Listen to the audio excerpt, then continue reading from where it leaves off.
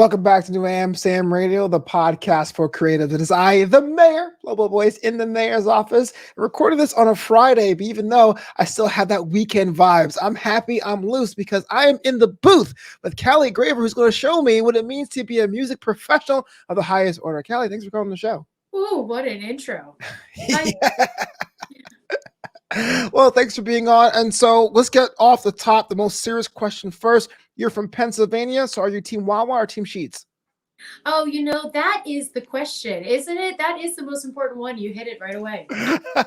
See, I've been living in Philly for the last 12 years. So Yeah. Philly is Wawa territory. But Okay. I grew up in Lancaster, so we were around Sheets, but it was just when they were bringing Sheets into our kind of right around the neighborhood. So I think I'm a Wawa person. Wait, you're from Lancaster? Yes, I am. One of my best buddies, my buddy's Rouse from Lancaster. I always make fun of him all the time because I'm from Brooklyn, and the only thing we ever knew about Lancaster was Turkey Hill ice cream. So I call him Turkey Hill to his face. Yeah, It's kind of a that's legendary our thing. spot too. You are not wrong. Turkey Yeah. Hill, right around the corner from my parents' house, so that was always our spot. But they don't have, at least at the time, they didn't have a big menu Yeah. for hot snacks or anything. They had one of those hot dog rollers. Right. It always make me nervous. I don't know what things end up on those rollers. Oh, But me too. slushies and a ton of ice cream. So There you have it. So you are doing something I wish I could do if I had talent. You are you are a musician, and I gotta start from the top only because there's so many different paths to that. At what point in your life you realize, hey, look, I can be an accountant, I can be an astronaut, but music is actually my path. Probably high school was when it was all starting to click. Like this could be a thing. Yeah. I mean, I was singing all growing up. My parents were musicians as well, and they kind of came into music with theater, and that's how they met. And so it was always one of those things I knew people would do for a profession, but didn't know a lot about the just singing thing. Because I was like, I can't do theater because my feet are not dancing, and the show choir thing wasn't quite my alley. Yeah. But I knew I wanted to sing and I knew I wanted to do that. But the career part of it came in college when it was sort of realizing oh, okay, people can do a lot of different things and make this like a lifestyle of being a musician. So yeah, I came to to go to the University of the Arts, and that's when all those things started to really click for me. So jumping ahead a little bit, let's talk about that balance between art and career. I mean, you can write songs, you can perform songs all you want, but there's a part where you have to be your own advocate or be your own manager or be your best fan. What's that balance like for you? Is it exhausting? Is it fun? Is somewhere in between? Exhausting. Yeah, it's exhausting. I mean, it's a lot of pressure, and we live in a world right now that everybody's able to kind of make their stuff and get it out on their own, and that's fabulous, and it opens up a lot of doors for people. But it's also a lot of personal responsibility when you're thinking about all your own self-advocacy, as you mentioned, and the things that you got to do to get your stuff heard and get seen. And one of the questions you get asked a lot by people that might not know the industry as well is well, do you have a manager? And it's kind of. I mean, kind of self-manage. Yeah, it's a lot. It's a lot of work. And then as a gigging person, you sort of I find myself with a lot of different types of musicians. So you have your built-in network of people that are your colleagues. Yeah. But then you got to get your music past those people too, and out into an audience that's going to be dedicated to you. And that's tricky. So with that balance, or I guess lack thereof sometimes, what do you do to persevere in those days? You're just kind of like, you know what am I doing this for? I could just wake up and do something else. What makes you keep going? No, I'm going to work on this. Yeah. I mean, a lot of ice cream, a lot of turkey. Yeah. Sitting on the couch with a bowl of ice cream, thinking over all my life choices. Yeah, I hear you. Right. But yeah, I felt really fortunate to have people that I make music with and gig with that have been very encouraging to me. And I fall back into those people that have made me feel like what I have to say and what the music I have to put out is important. Outside of the gigs that we do that aren't always creatively fulfilling, they're to make music for other people. So those are the people that I fall to that have made me feel like what I'm going to do is important. I always ask those questions because my parents, they're very I guess the word left brained. You know, my dad's an engineer, my mom's a Yeah, nurse, and I left home at the time to be a filmmaker, I which see. was like 3 careers ago. But but the idea was like, you know, I have what I want to do, and then it's like get a real job. You're like, maybe you're right, but then you're like, Yeah, maybe what I like to do can be a real job. I know it's not always about making money, you know, you everyone loves to eat, but yeah. having that balance with creating your craft or working your craft is always fun. Yeah, and it's interesting. I mean, one of the places that creative people go to when they're looking to make money is Mhm. teaching. And I love to teach. You know, Yeah. sometimes it's tiresome. You end up with some students that are really, really dedicated to what they do. I just got a student that I've been teaching since middle school. She just got into college for musical theater, and that was like a huge accomplishment for us together, to get her through the whole audition process and to get her moving. Um, Yeah. and that was a means of income for me to be teaching her and working with her. And if you can find the fulfillment in those things that are also you're fulfilling your pocket, that's really what counts.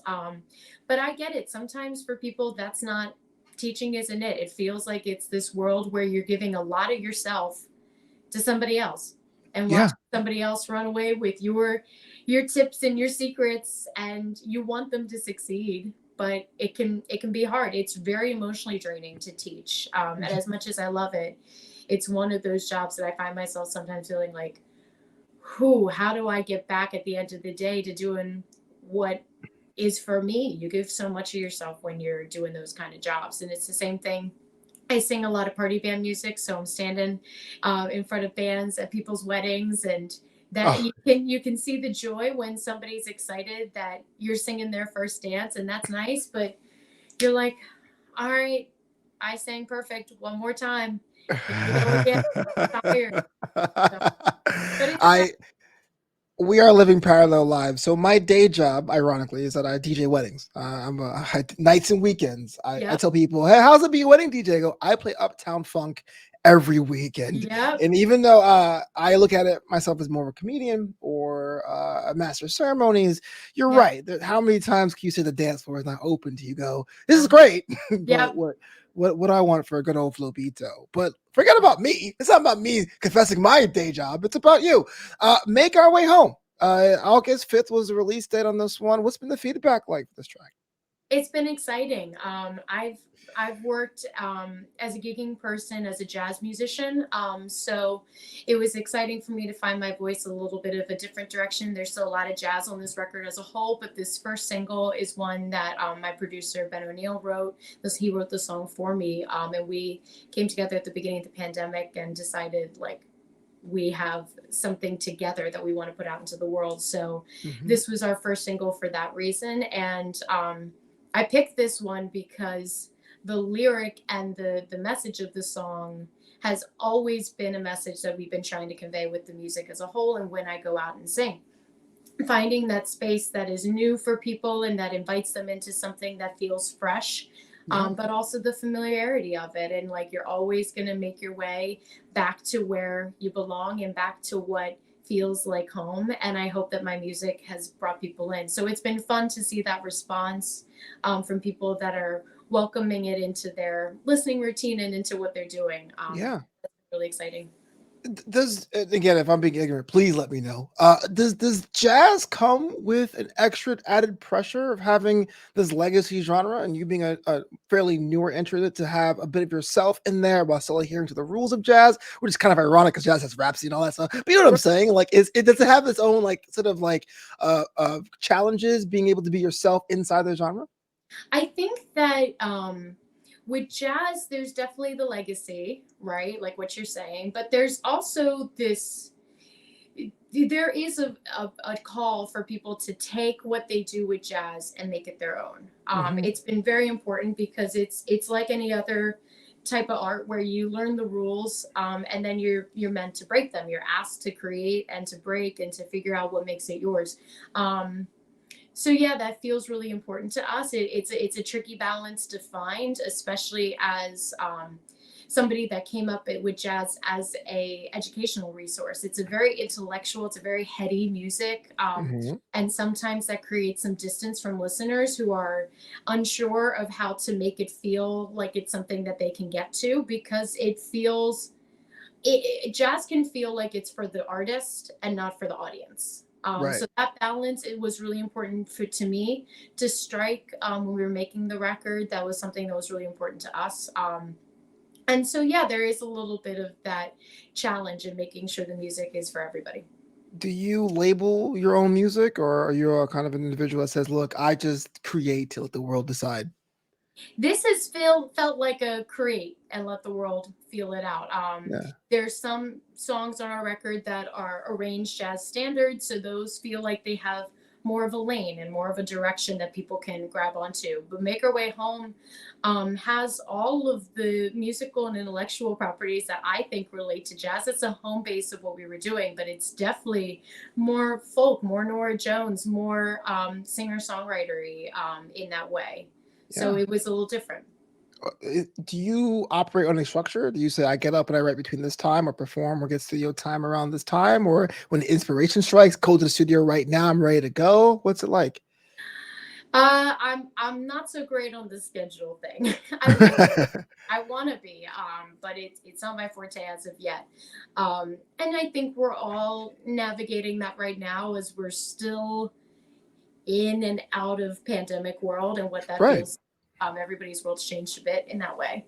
Um, so I'm working on creating some more consistency in the creative time and allowing that to be there. But yeah, if something is coming to me, I kind of will record it or write it down really quick and come back to it later, or send it to my producer Ben and be like, is this anything or is this just mush? Do you And ever get the text back saying it's mush? Like, does that ever happen? not mush, but he's like, you might want to listen to that tomorrow.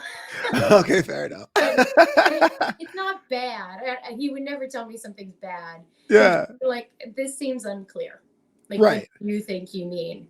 And then I'll listen to it the next day and I'm like, oh, I don't know what that is. I don't remember. Right, right. Were you working with Ben before the pandemic? And if during the pandemic, how did that actually come about? We had played together maybe a very little bit in the time before the pandemic. And then right when we went into lockdown, I just found myself feeling like I needed people to still be hearing me sing because I wasn't able to go out and perform. I was like, well, how am I going to do that? So I Hmm. just sort of figured, I'll get some music out online just so people can still stay connected with what I was doing. And I'd reached out to some people I'd worked with and I was like, let's arrange something, let's write something virtually, let's kind of keep our wheels turning. And at the time thinking when we're out of this in 3 months, Right. we'll have stuff to perform. And then we were like, oh, it's 3 years. It's much longer Yeah. than expected. So throughout the pandemic, he and I were working on the music together virtually for the first 6 to 8 months or so, kind of writing and figuring out what was going to work. And then we finally got together in a safe way at my house and started playing just duo. Then brought in our bass player, who works with Ben on his original music, and really started to feel out how this was going to sound with a larger ensemble. To Yeah. then eventually going into the studio with the 5-piece band, including myself. Did the lockdown kind of influence that, or were you just getting used to focusing for hours at a time? Because I felt I feel like I call it the summer camp era, the Tiger King era of the pandemic, where it was like days were 20 hours long or 3 hours long, and you just kind of locked yourself in, and then it kind Right. of changed and went on. What was like your session time, certain time? We were doing short periods when we were just practicing, just sort of feeling stuff out. I'm definitely somebody that can't put myself in one task for 6 hours. Like Right. that's when we're actually going to have mush. So that strategy has not always worked for me. So I'm very kind of planned that it's like, okay, I need for this to be somewhere between an hour and a half to 3 hours. Like that's the zone. And then if I need to get out of it, I need the opportunity to step away. Yeah. So I don't feel the pressure anymore to keep going. Yeah. So our sessions were pretty condensed in time in that way. That was what was working best for us. Um, and also, as we were just sort of feeling out how safe the world was, that was what was making sense. Um, and then when we got into the studio, we did 2 full days of like just doing straight tracks. We tracked everything live with the band, and then came in for a day and a half or so, probably, collectively, of overdubs and stuff. Yeah. So when you are performing and writing and planning, and then you're also educating and teaching, and you Yeah. probably have your own life, getting groceries or whatever, how do you keep everything balanced? How do you keep this plate spinning without going absolutely nuts? I know I would if I were you. I am a list maker. Okay. Yeah. Yeah, I have lists everywhere all over the house. Half of them are most likely irrelevant. Um, but I've actually tried also making lists, like there's to-do lists, but things that I've done lists, and that really helps me to feel accomplished. Like I didn't just do a bunch of stuff for nothing. Like it helps me to see everything out. So that's been very helpful to me, in finding that balance. And then there are just things that I enjoy doing for fun that kind of feel like a total release, that I can like really distract myself from work. I love to cook. I love just to be at home and make a nice meal and Yeah. watch Law and Order for 3 hours. Like Yeah. that's what I'm doing to relax. So finding that balance has been good for me. Yeah, no wonder you do. You think hot dogs and a spit is disgusting to look at. If you make your own food fresh, you're like, wait a minute. It's just that spinning thing. It just Yeah, weirds me out. I don't know. just being in its own glaze. Yeah, exactly. So what's been the feedback from your team? I know you have your management team or your professional team, but I'm sure you have some friends, family members, supporters. What's been the feedback with the release of this EP? Oh, it's been wonderful. It's been really fun to see how people are reacting to this type of music from me, as they hear that I do really different things when I'm out gigging with them. So, like, oh, this is the direction. This is how it sounds. It's exciting. Yeah, and in terms of my team, when we were making the music together, especially with my musicians, it was really important for me to be working with people that were gonna allow me to be really vulnerable in the studio as we were finding my voice and finding what that space was gonna be. That was really Mhm. important to me. So all of this was really fresh, and it was gonna be one of those like, we're not gonna hear how this sounds until we hear the record. We weren't creating really much sort of what's the word I'm looking for? There weren't any automated tracks for us to hear how this was going to go. Everything was just live. We were just going to hear it on the fly and work it Yeah. out. So when we finally got even just the first raw mixes of everything, and I was sending it to some of the musicians, they were like, wow, okay. And we were feeling that together in the moment, but then Yeah. to get that gratification when it was finished, it was like, okay, good. Everybody is as excited as I am about how special we think this music sounds. Are you a kind of person to celebrate the wins, and if so, how? I'm working on it. Yeah, I'm working on it. I want to be. I do find enjoyment. And I have been finding ways to celebrate myself. This has been a big project for me. This has been a big task for me to be so vulnerable with music and to be doing something that's mine as an artist. Yeah. That's a new title for me. Um, Yeah. I've always been helping other people make their art, so finding myself as an artiste is new. So that has come with finding ways to celebrate it and to, um, express that this is important to me and finding my voice in that. So yeah, I've been. We took a little mini vacation. I was met with a lot of emails still that I had to send out. Still working, but Right. was still nice. It was still a nice way to celebrate. And we're gonna have a party in a couple weeks with all the musicians and people that were a part of the project. So that's gonna be a really nice way for us to all be together. You said something that was interesting about finding yourself as an artist. So I come from now the stand-up world. I come from a lot of worlds, but I come from the stand-up world, and I released my second EP, American for Now, back in 2018. I assure you, this is not an advertising post. But my friends, to answer the question I asked you, they said, "Oh man, this is really great. We get to see more about your insight, but I need you to go deeper." And that Mhm. gave me like the biggest writer's block ever. I thought I was deep AF, but Right. apparently they want more. Have you ever got that question as an artist? And if so, have you are the path of figuring that out, or is it kind of like are you doing the question mark thing that I'm doing right now? Yes. Yeah. Yeah. It's interesting. I found myself sort of, in the creative process also wanting to be sure that the musicians were heard and that, their ideas were seen through if they had something to offer. So I would often defer to them and be like, well, what do you think? And they're like, well, I don't know. What do you think? And I'm like, I thought I knew what I thought, but I don't think I know what I think. Um, Right. so yeah, there was a little bit of that, and I've always considered myself somebody that's kind of an open book. You can ask me pretty much anything. There's not much that I won't really tell you. I don't think. Um, Right. but yeah, I guess there was a little of, what do you think you want for this music? What do you think it sounds like? And um, are you ready to go there? And I thought that I was, but it took a little bit for me to know what that voice was and to be willing to share it, because I was nervous. I was, Yeah. I was scared about what people would think. There's always that. I mean, to say you're not thinking about what other people think, it's like you got to think a little bit. Right. Beyond. Was there a particular song or aspect of your life that you were portraying that you were most nervous about, or just like you being, I'm here, world. Hey. Probably that part. Probably. Okay. And I wrote a song for the record called "The Sun's in My Eyes," and that's actually the title of our record. And that song was kind of me expressing all the fears that I had, and Hmm. like, why am I holding myself back from this? Yeah. From all the things that I want to do, they're all just on the other side of this door. And why am I so afraid to open it for myself? And like, there's going to be opportunities that people are going to be able to bring you, and if somebody isn't ready to take you there, you just wait for the next person. Something's going to happen. But I felt like for a long time I was maybe the reason things weren't happening for myself.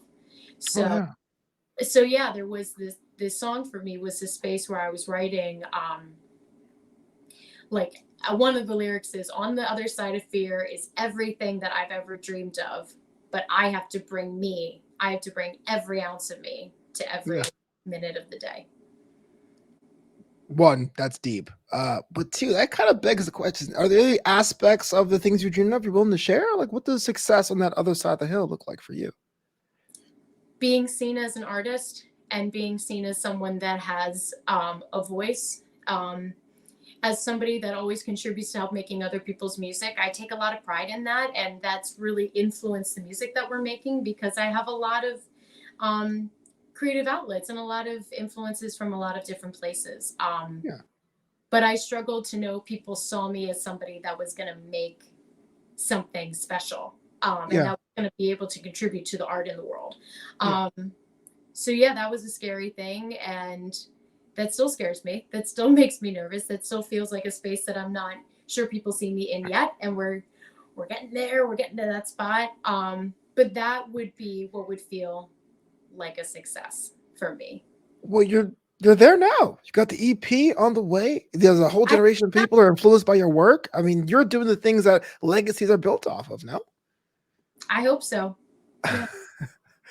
Is well, I'm just putting it out there. I'm not to blow smoke. I'm just saying it's Thank you. true. Thank you. Uh, is there do you believe in? You say you believe in lists. Is there like a bucket list for you for particular venues, particular awards that you want to hit, or just kind of like, hey, look, song by song, album by album, I'm just doing Calli. Mm. At one point, I think there was more of a specific bucket list, in terms of kind of big cities I want to crack into, those Yeah. scenes, this and that. I've toured as a background singer for a lot of pops orchestra shows that sing in front of big symphonies and do theme shows. Like right now, I sing as a background singer for an Aretha Franklin theme show. And I would have loved to do a lead for a show like that. And while I still think something like that could be in my future, I'm sort of finding myself in this space where I'm taking away some of the specifics and Hmm. trying to let myself know I am in this stage now. I am in this place where I wanted to be. And me 10 years ago would be really proud of what I'm doing and the successes that I have had. So that's all a part of this journey of like being a working musician and creative person. Personal question. You said you weren't a theater kid, but you're in the background of an Aretha Franklin show. Is that not like theatrical? Aren't you not like swaying or doing rhythmically? We're definitely doing a little two-step in. Okay. Yeah, there's some two-step in, but not too much more than that. Fair For enough. me. When people talk about the careers of artists and performers, there tends to be a crossroad of experimenting outside the genre? I know it's kind of too early to say on your path, but I'm sure there must be some kind of like genres you would love to tackle with your music in the future, if there's any. Yeah, yeah. We've played into a lot of stuff with this music, and I'll be curious to see if in the future one of those ends up leading the way more than the others. Ben, as my producer, also goes out and plays guitar for John Legend, so he's really familiar with the very contemporary R&B style. So there's some of that sprinkled in there. There's some straight ahead jazz feelings as well. Um, and I wonder if maybe one of those directions is going to be more prominent in the next year or so. I found myself really confident in how I've been singing in sort of jazz blues style more Yeah, recently. yeah. And that's been an avenue that's been very new, that I've been trying out different things with my voice. So I wonder if maybe in the next year that might guide the way the music sounds. Well, typically I would say something along the lines of, "Hey, you have any advice for someone starting out?" But I want to just dig a little bit deeper. I'm listening right now. I don't have musical talent in that way, but I'm sure someone listening does. What is step zero if they really want to say, "I've made the decision. I'm committing to this path. I heard Calli's talk. I could do it myself." What is a step zero they have to do to make sure they can get themselves going To get themselves going as a as a musician. musician? Yeah. Ooh, step zero. Um, that's tricky. Yeah, I would say step zero is to get to know your instrument. Mhm. I, as a teacher, that's my biggest goal for my students, to know themselves, and to know their strengths and their weaknesses with their voice, their strengths and weaknesses with the things that kind of come with the self advocacy we were talking about and putting out their stuff on the internet. Get to know the things that you know you're good at and the things that you know you're going to need help on, because I think that we are all afraid to ask for help, at least a little bit afraid to figure out what you need help on. And if you can figure out those things, then you're going to be able to guide what you need moving forward in your career. And you don't always have to know what you want to do yet. I think Right. um, that is also something that maybe misguides people a lot. If they have like a specific goal, then it's hard for them to see the other great things that are happening along the way. And I'm very guilty of that too. But if you can get yourself sort of feeling like, I understand that I'm really good at this, I'm really good at singing this one thing, but I want to be better at this, or I want to work on this kind of thing and I may need help. If you can get to know yourself, you'll know how to advocate for yourself and then how to put yourself out in the world of other musicians and the world of producers and people that are going to help you make the art you want to make. Yeah, I totally am with you with knowing that things can change. I wanted to be a Power Ranger when I was 8 years old, so I could totally relate. Yeah.